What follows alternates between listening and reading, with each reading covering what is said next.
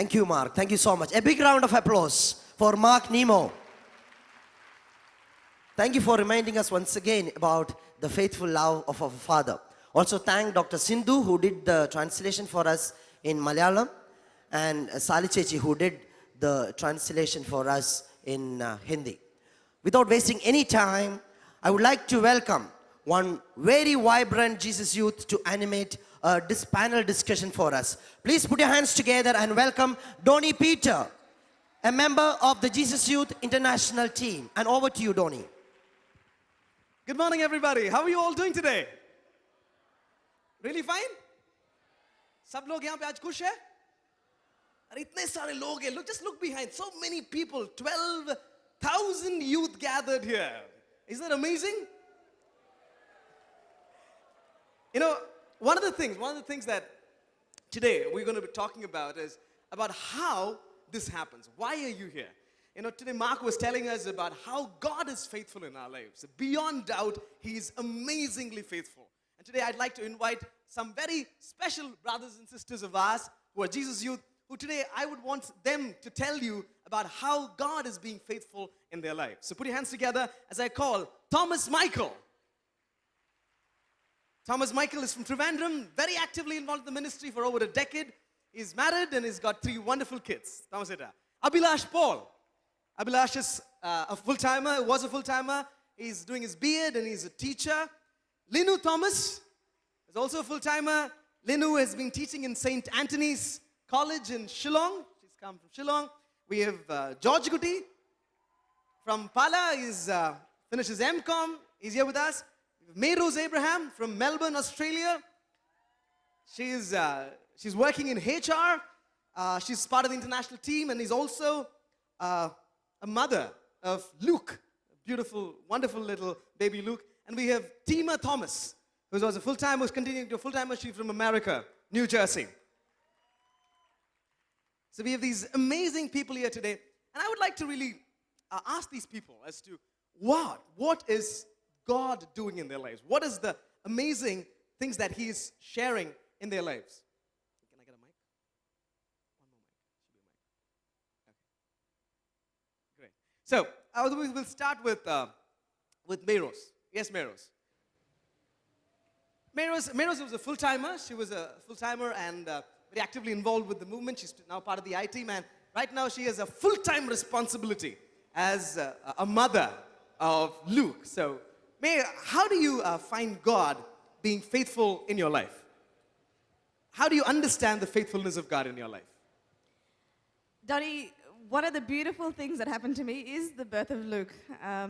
Looking back, as soon as I found out the second scan, I was told that he would be born with Down syndrome.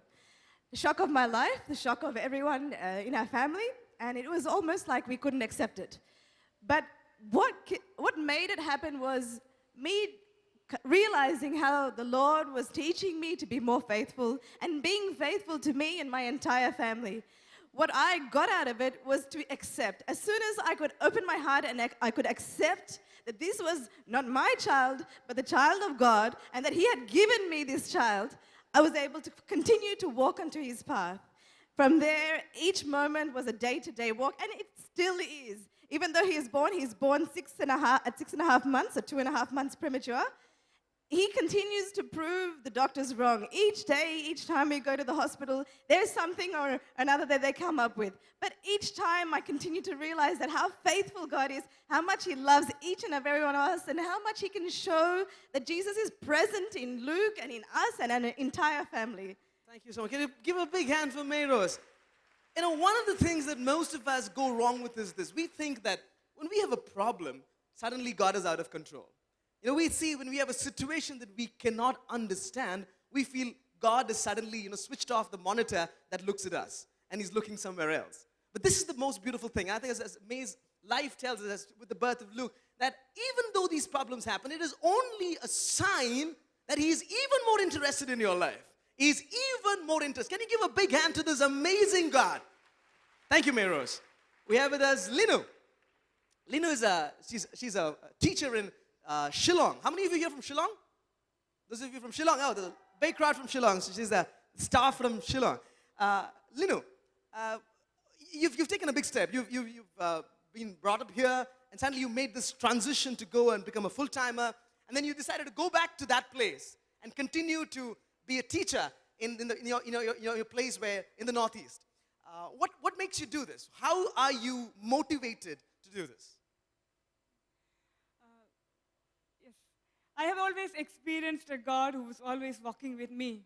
To share, like, I never had a specific or a definite incident where I encountered God one particular day or one particular time. But my experience of God was working with me every day through simple little things of life.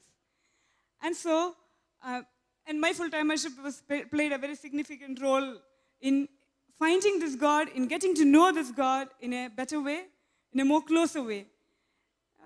Maybe, I don't know whether it will be significant to you all, but it was little things when I felt very down, when I was very weak, when the moments of weakness, when I was very dry, I felt the Lord was there. The conviction, the assurance that I was loved by God, and He was there in the little small things of my life. What is this assurance you're talking about? How do you feel this assurance? I think a lot of you may be interested to know. How do you feel this assurance of God? I don't know how to exactly put it in words, but deep down in my heart, I know that God is there. And maybe one example I would like to say, suppose when I was a full-timer, of course, I was in Mysore, not in Northeast, and there were times when, as a little girl, I was small, young, I wanted to have simple thing. One day I wanted to have ice cream, and I did not have money with me. And I felt, God, I wish if I would have. Then after some time, I get a phone call from our animator father asking to come over to his place. The reason why he called me was to share an ice cream with me. Praise So the little Lord. things, little small things, simple things. Many a times when I was very down, somebody came, a couple of words of encouragement. Small things, daily incidents of my life where I powerfully encountered this God. And His face was clearer and clearer to me as days went by. Praise the Lord. Can you give a big hand to this amazing God who clarifies? Many times we look at God and we all complain we can't see God. We all complain we can't see God. I think it's only because we haven't rubbed our eyes clearly enough. Because you rub your eyes, you'll know that, there's a clearer God there, a very clear God. So it's a blessing, it's a big blessing that we have such a clear God with us. I think high definition God. We have a high definition God, HD, right? We have with us Abhilash Paul. Abhilash, how is your journey? Just a brief about Abhilash. Abhilash did not know Jesus when he grew up, and he encountered Jesus in a powerful way. But one of those circumstances, I think that is where we really understand the faithfulness of God. So I would like you to share, Abhilash, with all of us here. How did you see God moving in your life? Dony, as soon as when you asked this question, two things came into my mind. The day when I was in college, and the day when I decided to commit suicide. And the second thing was Jeremiah chapter 29, verses 11. That is, God has a plan, a very definite plan for you.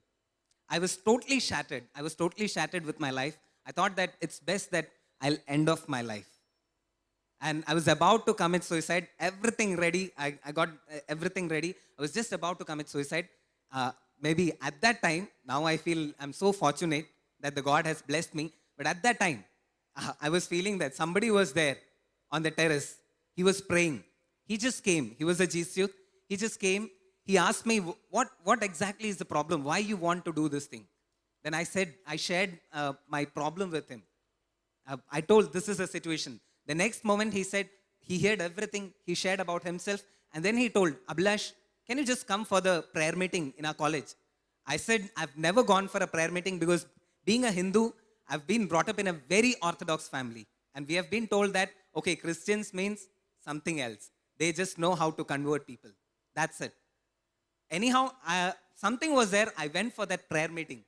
And in that prayer meeting, it was the first time that I experienced God. Not a very big thing, but in my life, I never prayed for anyone except my family till that date when I experienced others praying, especially the prayer group members. They were praying for others and for me also. The way they welcomed me with that joy, that was one thing which changed my life to come towards Jesus.